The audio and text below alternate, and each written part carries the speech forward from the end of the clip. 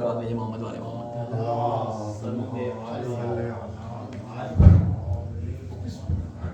اعوذ باللہ من الشیطان الرجیم. بسم اللہ الرحمن الرحیم. لا حول ولا قوة الا باللہ العلی العظیم. نحمده ونستعینه ونستغفره ونشکره ونتوسل الیہ ونتوکل علیہ. نصلی ونسلم علی خیرته فی خلقہ حافظ سرہ ومبلغ رسالاتہ سیدنا و نبینا ابی القاسم محمد وعلى اہل بیتہ الطیبین الطاہرین المعصومین سیما بقیۃ اللہ فی الارضین. قال اللہ تعالی فی کتابہ المبین وقولہ الحق. اعوذ باللہ من الشیطان اللعین الرجیم. ومنهم من أحد الله لئن آتانا من فضله لنصدقن ولنكونن من الصالحين فلما آتاهم من فضله بخلوا به وتولوا وهم معرضون فأعقبهم نفاقا في قلوبهم إلى يوم يلقونه بما أخلفوا الله ما وعدوه وبما كانوا يكذبون. صدق الله العلي العظيم. صلوات بھیجو محمد علیہ. السلام علیکم ورحمۃ اللہ وبرکاتہ.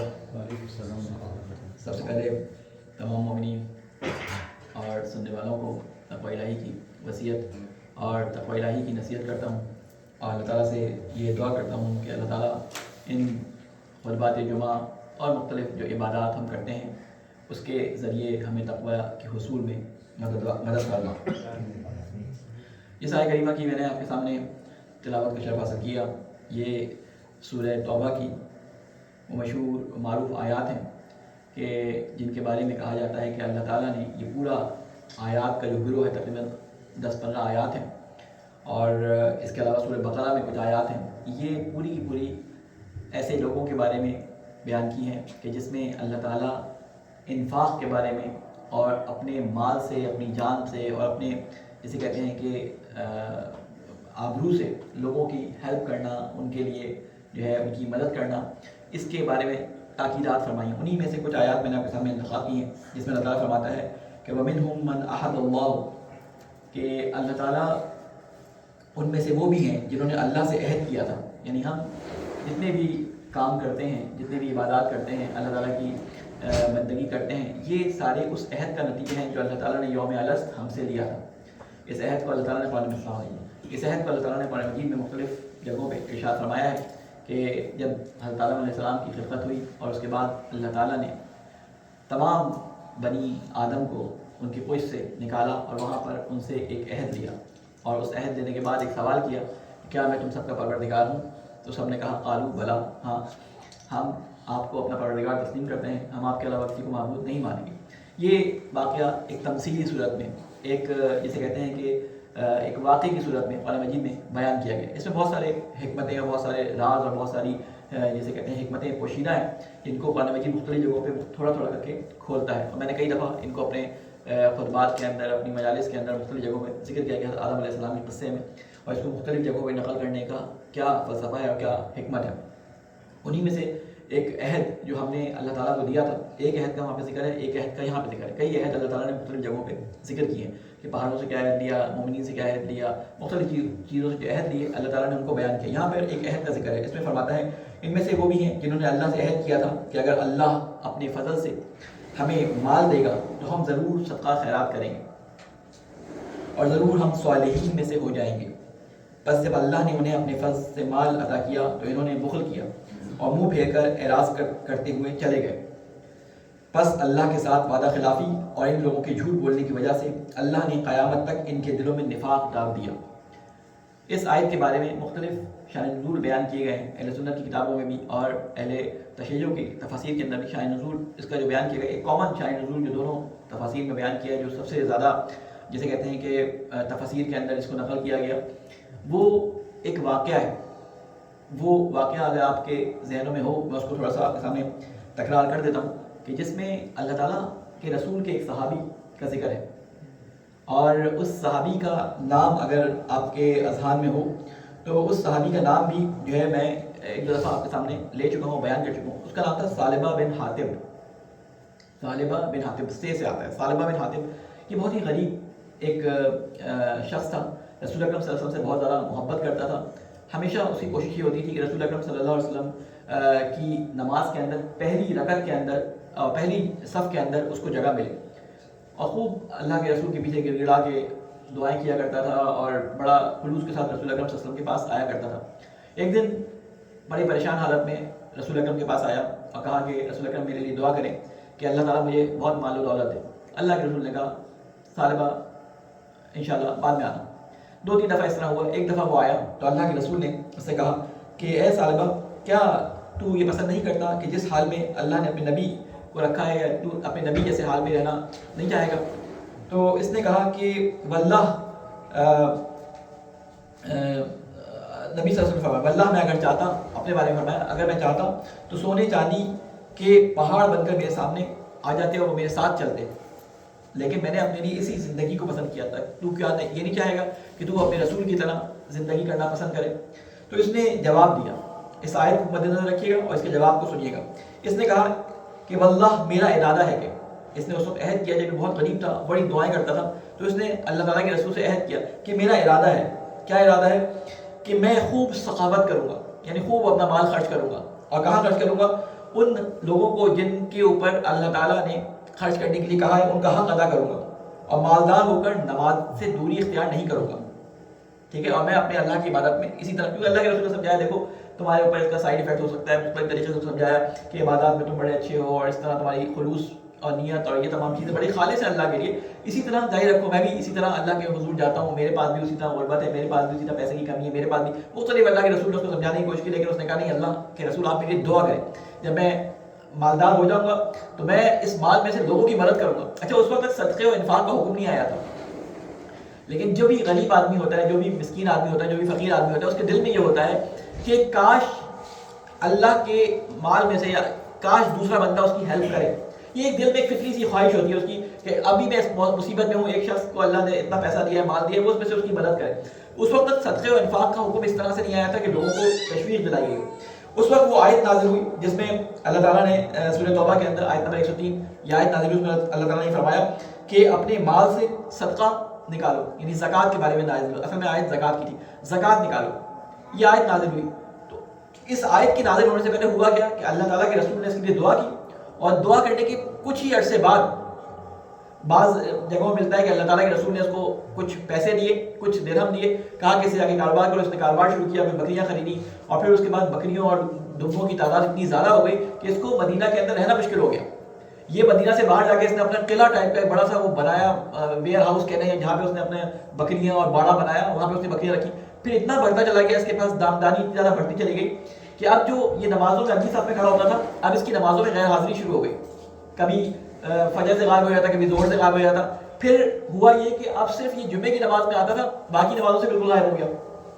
جب اللہ نے اس کو بہت پیسہ دے دیا تو اب یہ نمازوں سے غائب ہونا شروع ہو گیا. اب ایک دفعہ جو ہے وہ رسول اکرم صلی اللہ علیہ وسلم کے اوپر جب یہ آیت نازل ہوئی سورہ توبہ کی کہ ان کے مالوں سے ان کی زکوٰۃ لو, تو 2 قبیلے, ایک بنی سلیم اور ایک اور قبیلہ جس میں یہ ثعلبہ رہتا تھا, ان کی طرف اللہ تعالیٰ نے اپنے نمائندوں کو جو زکوٰۃ دینے والے تھے ان کو بھیجا کہ جا کے ان سے زکوٰۃ لے کے آؤ. تو ان میں سے خاص طور پہ کہا کہ ثعلبہ سے جا کے زکوٰۃ لے کے آنا. اس کے پاس بڑے مال و مویشی ہو گئے اور اس کی بات رسول اکرم کے ذہن میں تھی, تو کہا کہ جا کے ثعلبہ سے جا کے زکوٰۃ لے کے آنا. تو اب جب ثعلبہ کے پاس یہ رسول اکرم صلی اللہ علیہ وسلم کا نمائندہ پہنچا تو ثعلبہ کہتا ہے کہ یہ اسلام میں کہاں سے جزیے کی طرح کی کوئی چیز آ گئی. پہلے تو یہ تھا کفار جو اسلامی حکومت میں رہتے ہیں وہ جزیہ دیں, تو کیا اسلام نے ہمارے اوپر اس طرح کا حکم لگانا شروع کر دیا کہ ہم جزیہ دیں؟ یہ تو رسول اکرم صلی اللہ علیہ وسلم نے کوئی اپنی طرف سے لگتا ہے مجھے بات بنا دی, اس طرح کی اس نے گفتگو کی. اس سے بڑے مایوس ہوئے. بنی سلیم جو قبیلہ تھا انہوں نے رسول اکرم صلی اللہ علیہ وسلم کی بات سن کر جو ان سے مطالبہ کیا گیا تھا کہ زکوٰۃ واجب ہو گئی ہے, انہوں نے زکوٰۃ میں جو مال بنتا تھا وہ دیا اور وہ لوگ لے کے آ گئے. اب جب رسول اکرم صلی اللہ علیہ وسلم کو آ کے بتایا کہ بھائی یہ ثعلبہ نے تو اس طرح سے کہا ہے, رسول اکرم ویسے بھی اس بات کی طرف تھوڑی سی ان کی پریشانی تھی کہ ثعلبہ نمازوں سے غائب ہونے لگا. پہلے تو 5 وقت کی نماز میں ہوتا تھا, پھر 5 وقت کی نماز سے غائب ہو, صرف جمعے میں رہ گیا, پھر جمعے سے بھی غائب ہو گیا, پھر اکا دکا کبھی آتا تو رسول اکرم صلی اللہ علیہ وسلم سے ملاقات کے بغیر ہی چلا جاتا, پیچھے سے نماز پڑھ کے نکل جاتا. تو کچھ عرصے بعد جب یہ حکم آیا اور رسول اکرم نے کسی بندے کو بھیجا تو اس کا جواب جب رسول اکرم کو ملا تو اللہ تعالیٰ کے رسول نے بنی سلیم جنہوں نے اپنی زکوٰۃ ادا کر دی تھی ان کے حق میں دعا کی. آپ کو ادھر آ جائے, تھوڑا سا راستہ پیچھے سے بتا دیں. سلامات بھیجیں ہمارے والے.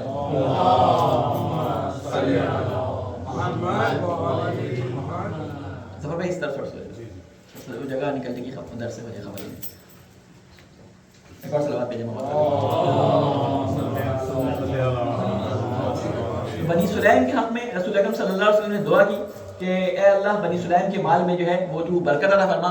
اور سال بھر کے لیے اللہ تعالیٰ کے رسول نے اسے بد دعا دی. اس کے بعد ہوا کیا کہ یہ سال بھر جب پتہ چلا کہ رسول اکرم صلی اللہ علیہ وسلم نے اس کو بد دعا دی ہے، اس واقعے کو دو طریقے سے مختلف طرح نقل کیا ہے. ایک دفعہ رسول اکرم نے اس کو بلایا اور کہا کہ ٹھیک ہے سال بھر وہ جو درہم میں نے تجھے دیے تھے وہ درہم مجھے واپس کر دے.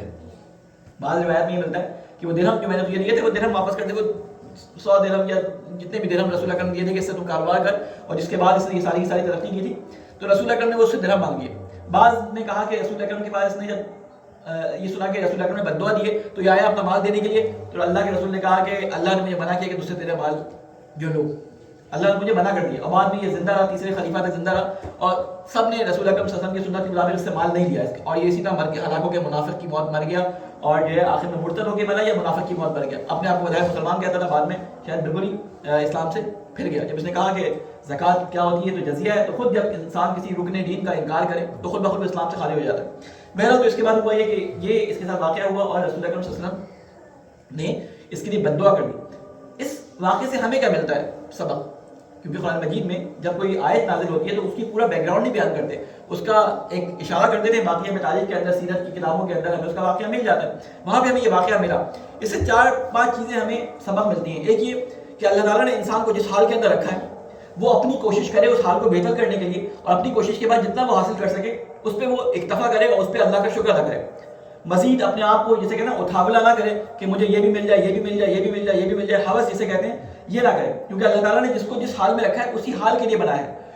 دوسری طرف جو عمراء ہیں جن کے پاس اللہ تعالیٰ نے مال و دولت اور مختلف چیزیں دی ہیں، ان کے اوپر اللہ تعالیٰ نے ایک اور ذمہ داری لگائی، جس کے بارے میں اللہ تعالیٰ قرآن مجید کے اندر ہی فرماتا ہے. آیت سورہ حدید کی آیت نمبر 7 ہے، جس میں اللہ تعالیٰ فرماتا ہے آمنوا باللہ، ایمان لے کے آؤ اللہ کے اوپر، پہلا کام، ورسولہ، اور اس کے رسول کے اوپر. اور پھر اس کے بعد فرماتا ہے وَأَنفِقُوا مِمَّا جَعَلَكُم مُسْتَخْلَفِينَ فِيهِ فَالَّذِينَ آمَنُوا مِنكُمْ وَأَنفَقُوا لَهُمْ أَجْرٌ كَبِيرٌ. تم لوگ اللہ اور اس کے رسول کے اوپر ایمان لے کے آؤ. اسلام کی شرط بیان کر رہے ہیں. اور اس کے بعد جب ایمان لے کے آ جاؤ تو پہلا کام کیا کرو؟ ایمان لے کے آنا بڑا آسان ہے، زبانی جمع خرچ کرنے سے. مثلا کہہ دیا میں ایمان لے کے آ گیا، جب تک انسان کی جیب سے مال نہ جائے اس کے اخلاص کا پتہ نہیں چلتا. جب تک مال نہیں جا رہا ہوتا انسان بڑا اچھا ہوتا ہے، جیسے ہی مال جانے کا خدشہ آتا ہے تو اس وقت کہتا ہے یار یہ کیسا حکم ہے، ہم نے اپنی محنت سے کمایا ہے، ہم نے اپنا جو ہے جس میں اپنا خون پسینہ لگایا، یہ تو میں نے اپنی محنت سے کمایا ہے. اللہ تعالیٰ قارون کا قصہ قرآن مجید میں اسی لیے نقل کرتے ہیں کہ جب وہ نکلتا تھا تو اس کی شان و شوکت آپ کو معلوم ہے کتنی ہوتی تھی. اونٹوں کے اوپر اس کی خزانوں کی چابیاں لگی ہوتی تھی، اور وہ اپنی اس جسے کہتے ہیں رعونت کو، اپنی اس دولت کو اپنے اس تکبر کے ساتھ دکھاتا تھا کہ وہ بڑے آرائش کے ساتھ نکلتا تھا، اپنے خزانوں کی چابیاں اپنے ساتھ اونٹوں پہ اور خچروں پہ لاد کے نکلتا تھا. جب لوگ اس وقت کے جو مسلمان تھے اس کو دیکھتے تھے تو بڑی حسرت سے کہتے تھے، کیا کہتے تھے؟ کسی کے ذہن میں ہے؟ اے کاش اللہ تعالیٰ تو نے جو نعمت قارون کو دی ہے، کاش ہمیں بھی ایسی نعمت سے مالا مال کر دیتا. کچھ ہی دن نہیں گزرتے کہ اس سے کہا جاتا ہے، اس کے وقت کے نبی حضرت موسیٰ علیہ السلام یا کسی کی طرف سے کہا جاتا ہے کہ بھائی اپنے مال کے اندر جو ہے تو کچھ غریبوں کی مدد کر، اتنے غریب مسلمان ہیں ان کی مدد کر کیوں نہیں کرتا؟ یہ حضرت موسیٰ علیہ السلام کا کزن بھی لگتا تھا، حضرت موسیٰ علیہ السلام کا رشتہ دار تھا. تو اس نے کہا کہ یہ دولت تو میں نے اپنے ہاتھ سے کمائی ہے، اس میں میں دوسروں کی مدد کیوں کروں، یہ تو میں نے اپنی طرف سے کمائی ہے. تو اس کو سمجھانے والے نے کہا کہ دیکھیے اللہ کی طرف سے ہے، اللہ نے تو یہ دیے، اور اللہ کہتا ہے کہ اپنے مال میں خرچ کر، دوسروں کو جن کے پاس نہیں ہے ان کو دے. تو کہتا ہے یہ میری اپنی محنت کا نتیجہ ہے، اس میں میں خرچ نہیں کروں گا. صلوات بھیجیں مولانا والے محمد.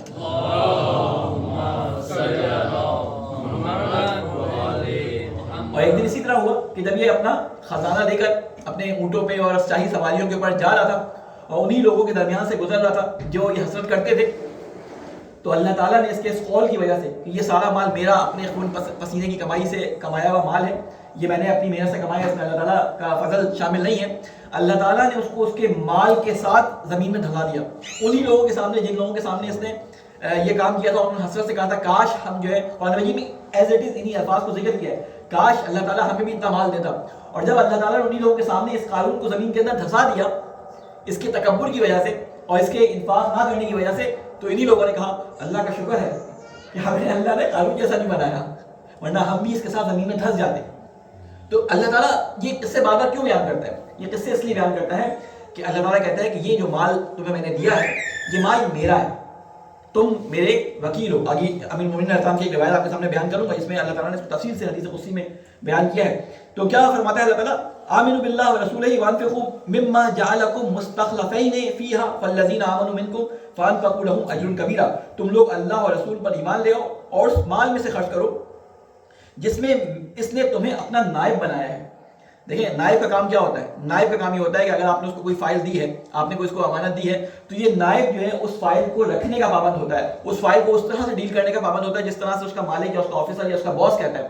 یہ اپنی پسند سے اس کے اندر کوئی کام نہیں کر سکتا. یہ اس کو صحیح تو کر سکتا ہے, اس کو سنبھال تو سکتا ہے, لیکن اس کے اندر اجازت نہیں ہوتی اس کی خرچ کرنے کی یا اس کو کسی اور جگہ پہ بیچنے کی. یہ اس مالک کے حکم کے مطابق اس کو خرچ کرتا ہے. پھر مالک کہتا ہے کہ تو میرا اتنا کام کرتا ہے تو اس میں سے تھوڑا سا اپنے لیے خرچ کر لیا کر, اپنی ضرورت کے مطابق اس میں سے خرچ کر لیا کر, باقی جہاں میں بولوں وہاں پہ خرچ کر لیا کر.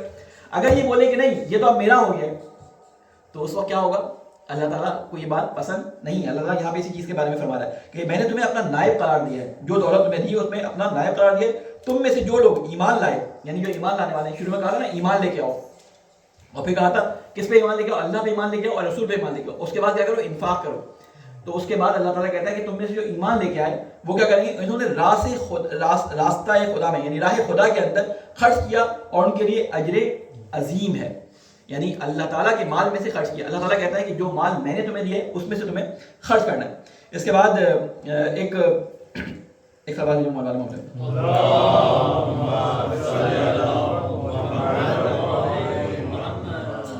ایک امام صادق علیہ السلام کی اسی کے ذیل میں ایک روایت ہے, اس روایت کو بھی آپ کے سامنے بیان کر دوں, وقت کے دامن میں گنجائش بہت کم ہے. امام صادق فرماتے ہیں الرجال ثلاث, لوگ تین گروہ میں بٹے ہوئے ہیں, لوگوں کی تین قسمیں ہیں. رجل بمالہ ورجل بجاہہ ورجل بلسانہ. کہتے ہیں ایک وہ لوگ ہیں کہ جن کا اعتبار ان کے مال کی وجہ سے, یعنی ان کے پاس مال اتنا ہے کہ جب آپ کسی کو جا کے کہتے ہیں کہ فلاں شخص نے مجھے بھیجا ہے آپ مجھے اتنا قرضہ دے دیں, تو اس کے مال کی بدولت اللہ تعالیٰ نے اس کا اتنا اثر و رسوخ رکھا ہے یا اتنی اس کی بات رکھی ہے کہ اللہ تعالیٰ اس کے کہنے کے اوپر دوسروں کو, بینک یا کوئی بھی شخص اس کے کہنے کے اوپر دوسروں کسی ایک تھرڈ پرسن کو مال دے دیتا ہے. کیوں؟ اس لیے کہ فلاں صاحب نے بھیجا ہے, کیونکہ پتہ ہے کہ وہ صاحب کا کاروبار اچھا ہے, وہ اس کا یعنی ضامن بنے ہیں, وہ اس کی ضمانت دینے والے ہیں, تو اگر کوئی نقصان بھی ہوا تو وہ صاحب پورا کر دیں گے. ٹھیک ہے. تو اللہ تعالیٰ کہتا ہے کہ کچھ لوگوں, امام صادق کہتے ہیں کہ کچھ لوگ ایسے ہوتے ہیں جن کو اللہ تعالیٰ نے ان کے مال کے ذریعے آبرو دی ہوتی ہے. کچھ لوگ ہوتے ہیں رجل بجاہ, جن کو اپنی گڈ ول کے ذریعے, اپنی جسے کہتے ہیں نا کہ معاشرے کے اندر جو پی آر بنی ہوتی ہے اس کے ذریعے آبرو دی ہوتی ہے. مثال کے طور پہ کوئی ہو سکتا ہے کسی کا پیسہ نہ ہو, ٹھیک ہے, کسی کا پیسہ نہ ہو لیکن اس کی لوگوں کے درمیان اتنا اثر و رسوخ ہو, اتنی عزت ہو کہ لوگ اس کی عزت کی وجہ سے اس کی بات کا پاس رکھ لیتے ہیں. آپ نے دیکھا ہوگا کہ پرانے زمانے میں کیا, ابھی آپ کے سامنے آپ میں سے اکثر لوگ زیارت پہ گئے ہوں گے ایران, جمگران, آپ نے تقریباً اکثر لوگوں نے زیارت کی ہوگی. جمگران مسجد بننے کا واقعہ کیسا ہے؟ جمگران مسجد کے بارے میں یہ ہے کہ ایک شخص تھا اور اس کو خواب آیا, اس نے خواب میں آنے کے بعد جو ہے وہ یہ دیکھا کہ ایک جگہ پہ, وہاں پہ اس کو امام زمانہ کہتے ہیں کہ یہ جگہ جو ہے مسجد کے لیے مختص ہے. تو اس نے کہا مولا میرے پاس تو پیسہ نہیں ہے, میں کہاں جاؤں؟ تو کہا کہ فلاں فلاں جگہ پہ جانا, فلاں آیت اللہ کے دفتر میں, اور وہ تمہیں اس کے بارے میں بتا دیں گے اور پیسہ دے دیں گے, ان کو لے کے آنا اور یہاں پہ بنوا دینا. وہ جاتا ہے, اب یہ گیا ہے وہاں پہ جا کے اس نے کہا کہ مجھے امام زمانہ نے بھیجا ہے, میں امام زمانہ کی طرف سے آیا ہوں. تو وہ جو خادم تھا کہہ رہا آغا آپ کا انتظار کر رہے ہیں, یعنی ان کو پہلے سے پتا تھا. اور انہوں نے کہا کہ مولا نے مجھے کہا کہ تمہارے پاس ایک ایسا شخص آئے گا جو تم سے کہیں پورا کرنا, کیا ایسا کیا تم سے مولا نے کہا ہے کہ جو مجھے پورا کرنے کا حکم دیا گیا. تو پھر اس نے بتایا اور پھر اس کے نتیجے میں وہ آیت اللہ جو بھی تھے انہوں نے اس کے ساتھ آ کے وہ جگہ دیکھی, وہ زنجیریں پڑی ہوئی تھی, اس جگہ پہ انہوں نے باؤنڈری لگائی اور پھر اس کے بعد وہاں پہ مسجد جمگران کا جو بھی خرچہ ہوا اور تعمیر ہوئی وہ اس طرح سے ہوئی. یعنی ایک آبرو ہوتی ہے انسان کی جس کے تحت انسان کی بات جو ہے مانی جاتی ہے. ٹھیک ہے نا.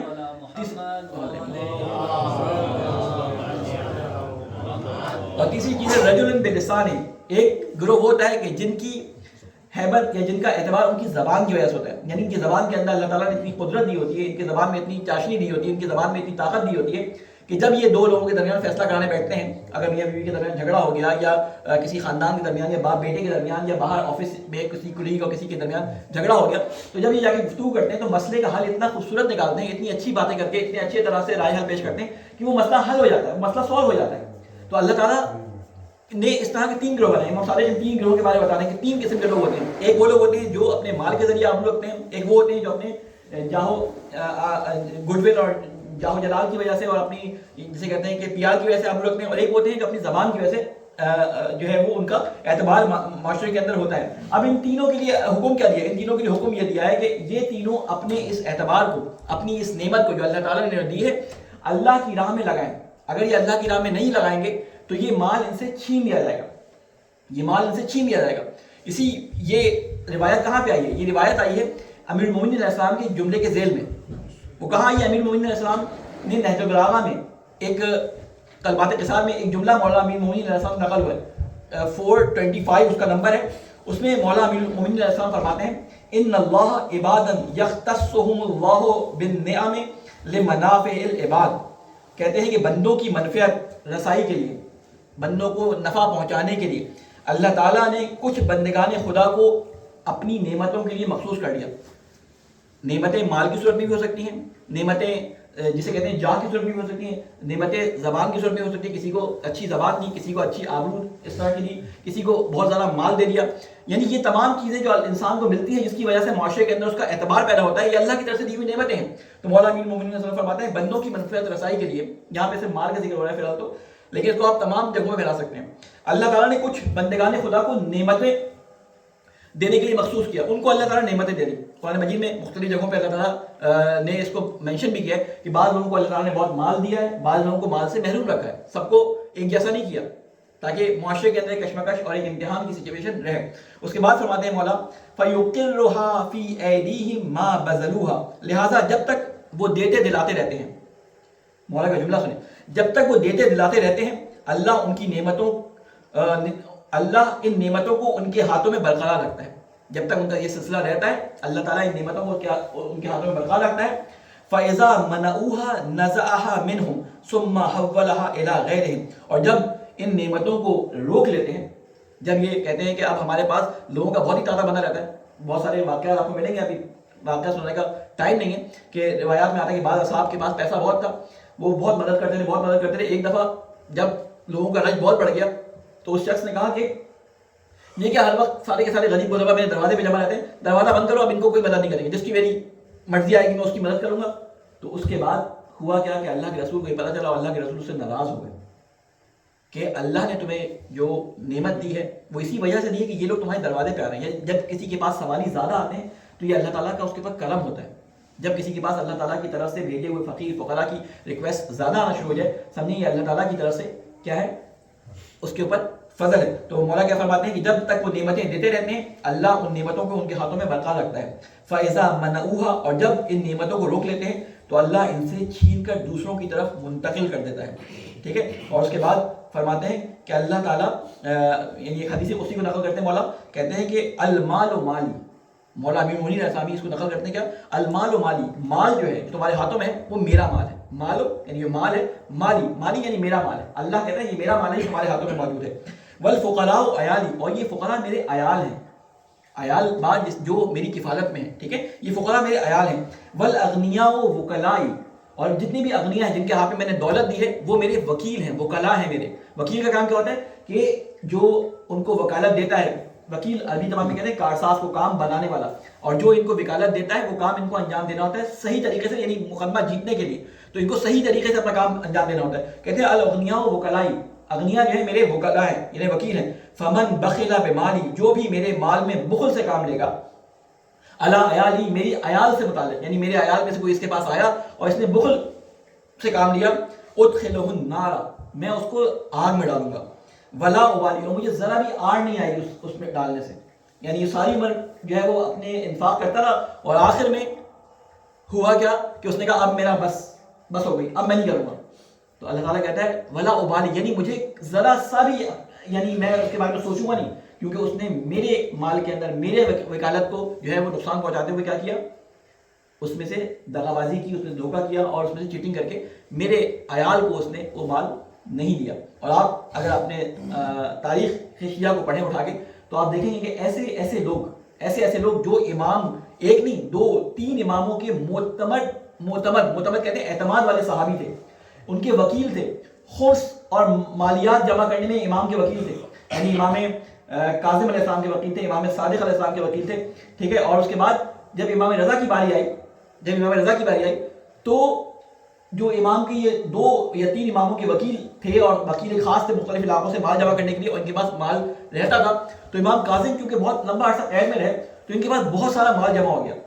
جب امام کاظم علیہ السلام کی شہادت واقع ہوئی اور امام کاظم کی شہادت کے بعد جب ان کو پتہ چلا کہ امام رضا علیہ السلام جو ہے وہ امام بن گئے، تو انہوں نے کہا اگر امام رضا علیہ السلام امام بن گئے تو یہ سارا کا سارا مال تو مجھے امام رضا کو دینا پڑے گا یا ان کے مطابق خرچ کرنا پڑے گا. تو انہوں نے کیا وہاں پہ ایک نظریہ گھڑا، انہوں نے کہا کہ امام کاظم علیہ السلام جو ہے وہ غیبت میں چلے گئے، اور وہاں سے ایک نئے مذہب کی ابتدا ہوئی، ایک نئے فرقے کی ابتدا ہوئی جس کو آپ واقفیہ کہتے ہیں.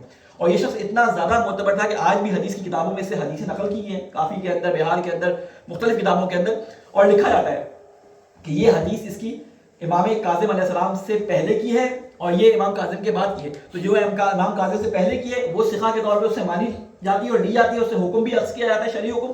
لیکن جو امام کاظم علیہ السلام کے بعد ہے تو انسان اپنی عدالت کھو دیتا ہے جب وہ اللہ تعالیٰ کے مال میں گڑبڑ کرتا ہے. تو اللہ تعالیٰ سے یہ دعا کرتے ہیں اللہ تجھے واسطہ محمد والے محمد کا ہماری اس قلیل سی بات کو اپنی بارگاہ میں قبول فرما. اے اللہ وہ مال جو آبرو کی صورت میں یا مال کی صورت میں یا ہماری گڈ ول کی صورت میں تو نے ہمیں دیا ہے، اے اللہ اس کو اپنے عیال پہ خرچ کرنے کی ہم سب کو توفیق عطا فرما.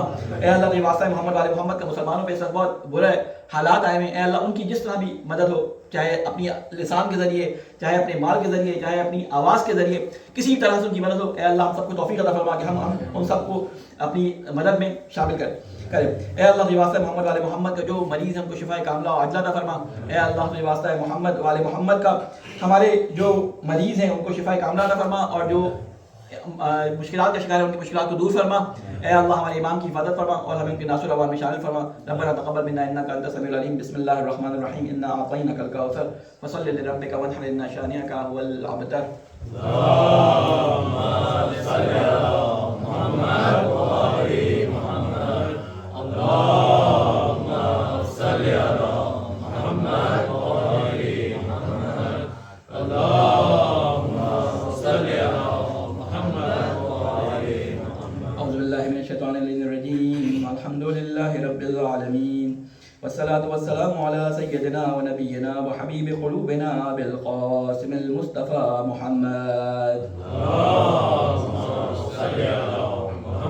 وعلى آله الأطيبين الأطهرين المنتجبين سيما علي الأمير المؤمنين والصديقة الطاهرة فاطمة الزهراء سيدة النساء العالمين والحسن والحسين سيدي شباب أهل الجنة وعلي بن الحسين ومحمد بن علي وجعفر بن محمد وموسى بن جعفر وعلي بن موسى ومحمد بن علي وعلي بن محمد والحسن بن علي والخلف القائم المهدي حججك على عبادك وأمنائك في بلادك. صلوات سب سے پہلے اپنے آپ کو اور تمام مومنین مومنات اور سننے والوں کو تقوی الہی کی وصیت اور تقوی الہی کی نصیحت کرتا ہوں. اللہ تعالیٰ سے یہ دعا کرتا ہوں کہ اللہ تعالیٰ ہماری ان عبادات کو تقوی الہی کے حصول کا ذریعہ قرار فرمائے. اس ہفتے کی مناسبتوں میں جو سب سے امپورٹنٹ اور سب سے مہم مناسبت ہے وہ 8 شوال کے حوالے سے ہے کہ 8 شوال وہ سانحہ ہے جو تقریباً آج سے 100 سال پہلے اور یوں کہہ لیں گے مسلمانوں کے دلوں پہ ایک ایسا زخم لگا گیا کہ آج تک اس زخم سے خون رس رہا ہے. آج تک مسلمان جو ہے اس کے غم میں جو ہے وہ افسردہ ہیں. اور وہ زخم کیا ہے کہ وہ روضہ مبارک، وہ روضات مبارک، وہ مزارات جن کا تعلق ہمارے نبی کی آل سے تھا، جن کا تعلق ہماری نبی کے نشانیوں سے تھا، وہ نشانیاں جہاں پہ میرے نبی پیدا ہوئے یا میرے نبی نے وہاں پہ اپنا زندگی کا بہت سارا وقت گزارا، یا وہ جگہ کہ جسے آپ دار ارقم کے نام سے جانتے ہیں، بہت ساری ایسی جگہیں تھیں کہ جن کو 8 شوال 1344 1344 ہجری کے اندر، یعنی ابھی 1446 چل رہا ہے، تقریباً آج سے 100 کچھ سال پہلے، 100 سال تقریباً سمجھ لیں، کیونکہ یہ اپریل کا واقعہ ہے، 21 اپریل اگر بنتا ہے دن 1925 یا 1924، اس میں یہ واقعہ پیش آیا۔ یہ واقعہ کیسے پیش آیا کہ کچھ خاص فکر کے لوگ ایک جگہ پر حاکم ہوئے، اور حکومت کرنے کے بعد انہوں نے جس نظریے کو رائج کرنا چاہا وہ نظریہ وہابیت کا نظریہ تھا۔ نجد والوں نے سعودی عربیہ یا آل سعود کی حکومت کے طور پہ حجاز کو اپنا وطن بنایا، وہاں پہ قبضہ کیا، اور قبضہ کرنے کے بعد جو پہلا انہوں نے کام کیا وہ یہ کیا کہ جتنے بھی مزارات، جتنے بھی اس طرح کے مقدس مقامات تھے، ان کو انہوں نے کیا کیا، ڈھانا شروع کر دیا، اور ڈھانے کے بعد ان کو بعض کو زمین بوس کر دیا، بعض کے نشان بالکل ہی مٹا دیے، اور بعض جگہوں کو وہ مٹا نہیں پائے، اب تک نہیں مٹا پائے۔ وہ قبروں کے نشان جو آپ کو ابھی بھی ائمہ علیہ السلام کی قبروں کے، یا عباس کی، یا امہات المومنین کی، یا فاطمہ بنت اسد سلام اللہ علیہا کی، یا حضرت ام البنین کی، یا کچھ قبریں جو ہیں وہ ابھی تک اسی طرح ان نشانات کے ساتھ باقی ہیں۔ ان کے بارے میں تھوڑا سا آج میں ذکر کروں گا، اپنی گفتگو کو تمام کروں گا کہ ہم کیوں اس کے بارے میں گریہ کرتے ہیں، ہم کیوں اس کے بارے میں روتے ہیں۔ کیا یہ رونا ہمارا، یہ گریہ کرنا، یہ ہماری پروٹیسٹ، یہ ہمارے آوازوں کو بلند کرنا، یہ اس کے خلاف جو ہے کسی کے سامنے، کسی ایمبیسی کے سامنے یا کسی حکومت کے سامنے احتجاج کرنا، یہ کس وجہ سے ہے؟ اس کی وجہ یہ ہے کہ دیکھیں رسول اکرم صلی اللہ علیہ وآلہ وسلم نے جب مدینہ کے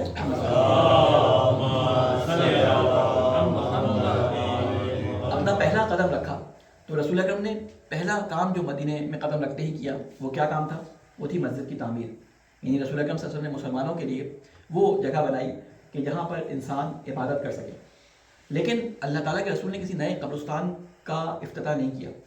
ابھی ایک تو تازہ آئے تھے، وہاں پہ مسلمانوں کی تعداد جو ہے وہ وہی لوگ تھے جو رسول اکرم کو بلا کے لے گئے تھے، بعد میں یہ مصعب بن عمیر کے جانے کے بعد بڑھ گئی، اور پھر جب رسول اکرم پہنچے تو تقریباً مدینہ تقریباً تمام کے تمام مسلمان ہو چکا تھا، سوائے وہ یہودی آبادیوں کے جو وہاں پہ تھیں یا کچھ عیسائی آبادیاں جو اطراف میں تھیں، ان کے علاوہ تقریباً تمام مدینہ جو ہے مسلمان ہو چکا تھا۔ تو رسول اکرم صلی اللہ علیہ وسلم نے کام کیا کہ وہاں پر ایک قبرستان موجود تھا، اور وہ قبرستان بقیع الغرقد کے نام سے مشہور تھا۔ بقیع الغرقد یہ قبرستان، اس کا کچھ حصہ یہودیوں کے تحویل میں تھا، اور کچھ حصہ اس وقت کے جو یہودیوں کے علاوہ جو وہاں پہ لوگ رہتے تھے ان کی تحویل میں تھا۔ جب رسول اکرم صلی اللہ علیہ وسلم وہاں پہ آئے تو ظاہر یہ سارے کے سارے مسلمان ہو گئے، تو یہی قبرستان مسلمانوں کا قبرستان کہنے لگا۔ تو پہلے صحابی جو رسول اکرم صلی اللہ علیہ وسلم کے یوں کہنے کے منہ بولے، انہوں نے اپنے آپ کو بھائی بنا لیا تھا، یہ بہت زیادہ چہیتے صحابی تھے رسول اکرم کے، یا بہت زیادہ ان سے دوستی تھی، بہت ہی زیادہ عرفانی ہے، بہت ہی زیادہ روحانی ہے، بہت ہی زیادہ عبادت گزار بندے تھے، وہ تھے عثمان بن مظعون۔ یعنی رسول اکرم صلی اللہ علیہ وسلم کی ان سے خاص دوستی تھی۔ ان کا جب اس دنیا سے وہ رخصت ہوئے، ان کی جب شہادت ہوئی، تو اللہ کے رسول نے ان کی قبر، پہلے شخص تھے جن کو مدینہ جنت البقیع صاحب کہتے ہیں، اس کا نام تھا بقیع الغرقد۔ غرقد ایک درخت کا نام ہے، وہاں پہ درخت کے بہت سارے درخت ہوا کرتے تھے، اس لیے اس کو بقیع الغرقد کہتے تھے۔ یہاں پہ پہلی قبر انہوں نے مسلمان ہونے کے ناطے سے ان کی بنائی، کس کی؟ عثمان بن مظعون۔ یہ اتنے زیادہ پسند تھے اہل بیت کو بھی اور رسول اکرم کو بھی، مولا علی کو اتنے زیادہ یہ ہستی پسند تھی کہ مولا علی نے بعد میں اپنے ایک بیٹے کا نام بھی ان کے نام پہ رکھا، عثمان۔ تو یہ عثمان بن مظعون پہلے وہ شخص تھے کہ جس کو اللہ تعالیٰ کے رسول نے اس قبرستان کے اندر دفن کیا، اور جب دفن کیا تو کام یہ کیا کہ رسول اکرم صلی اللہ علیہ وسلم نے ایک بڑا سا پتھر پڑا تھا وہاں پہ، اس پتھر کو کہا کہ اٹھا کے لے جاؤ، تو وہ جو صحابی ساتھ تھے تو ان سے نہیں اٹھا، تو رسول اکرم خود بڑھے اور اس پتھر کو ان کے ساتھ اٹھوایا، اور اس پتھر کو عثمان بن مظعون کی قبر کے سرہانے لا کے جو ہے وہ کھڑا کر دیا، لگا دیا۔ تو کسی نے پوچھا یہ کیوں لگانا ہے؟ کہا کہ اس لیے تاکہ معلوم ہو کہ یہ عثمان بن مظعون کی قبر ہے۔ پھر اس کے بعد رسول اکرم صلی اللہ علیہ وسلم نے اس کے اوپر پانی ڈالا۔ آج ہم پانی ڈالنے کا رواج سمجھتے ہیں، اصل میں اس زمانے میں یہ رواج کے طور پر نہیں تھا۔ کسی نے بعد میں سوال بھی کیا کہ جب حضرت رسول اکرم صلی اللہ علیہ وسلم نے حضرت ابراہیم جو ان کے بیٹے تھے ماریہ قبطیہ سے، اور تقریباً امام حسین علیہ السلام کے ہم سن تھے وہ، تو جب ان کا انتقال ہوا ہے اور ان کو دفنایا ہے یہاں پہ جنت البقیع کے اندر، تو رسول اکرم صلی اللہ علیہ وسلم نے ان کی قبر کے اوپر مٹی ڈالنے کے بعد پانی ڈالا۔ تو اس وقت کسی نے رسول اکرم سے سوال کیا کیا ہم بھی اب پانی ڈالا کریں قبروں پہ؟ تو کہا کہ یہ پانی اس وجہ سے ڈالا، پہلے بھی ڈالا تھا عثمان بن مظعون کی قبر پہ اور باقی قبر پہ بھی ڈالتے رہے، تو ان کی قبر پہ جب ڈالا تو رسول اکرم سے جب سوال کیا تو آپ نے کہا کہ پانی میں نے اس لیے ڈالا کہ عرب کی یہ ہمارے حجاز کی جو زمین ہے وہ ریتیلی زمین ہے اور اس میں مٹی اور ریت زیادہ مکس ہے، تو اگر میں یہاں پہ قبر کو چھوڑ دوں اس طرح تو ہوا آئے گی اور اس کو اڑا کے لے جائے گی، تو پانی ڈال کے میں نے اس کے کیچڑ گالا سا بنا کے جما لیا تاکہ یہ سالم صورت میں رہ سکے. تو قبر کی مینٹیننس بھی ہو گئی, قبر کا نشان بھی باقی رہ گیا, اور اللہ کے رسول کی یہ سنت بھی باقی رہ گئی کہ اللہ کے رسول نے کام کیا تھا. اس کے بعد ائمہ علیہ السلام سب نے یہ کام کیا کہ مٹی کے اوپر پانی ڈال کے اس کا ایک دائرہ بناتے تھے اور قبر کا ایک نشان بنا دیتے تھے. یعنی رسول اکرم صلی اللہ علیہ وسلم کے زمانے میں بھی قبروں کے نشان ہوا کرتے تھے, اور یہ خود رسول کی سنت ہے جو آپ کتبہ لگاتے ہیں یعنی نشانی کے طور پہ. اس زمانے میں بڑا ایک پتھر لگا کے رسول اکرم نے یہ نشانی رکھی تھی. یہ رسول اکرم صلی اللہ علیہ وسلم کا چلایا ہوا طریقہ تھا, اور تقریباً 1300 سال تک, یعنی 1300 سال تک, 13-14 صدیوں تک رسول اکرم کے بعد یہ سنت چلتی رہی, مسلمانوں کے اندر یہ سنت رائج رہی. لیکن ایک 8ویں صدی ہجری میں ایک شخص آیا ابن تیمیہ کے نام سے, اور اس نے یہ نظریہ نکالا, اور نظریے کی ایک وجہ تھی کہ اس سے پہلے منگولوں نے مسلمانوں پہ حملہ کیا تھا, اور انہوں نے جب حملہ کیا تھا تو منگول جب حملہ کرتے تھے وہ صرف لوگوں کو قتل نہیں کرتے تھے, ان کا طریقہ کار یہ تھا کہ وہ آنے کے بعد وہاں کی پہ موجود کتے, بلی, جانور, پرندے جو ان کو ملتا سب چیزوں کو مار دیتے تھے, سب چیزوں کو مار دیتے تھے.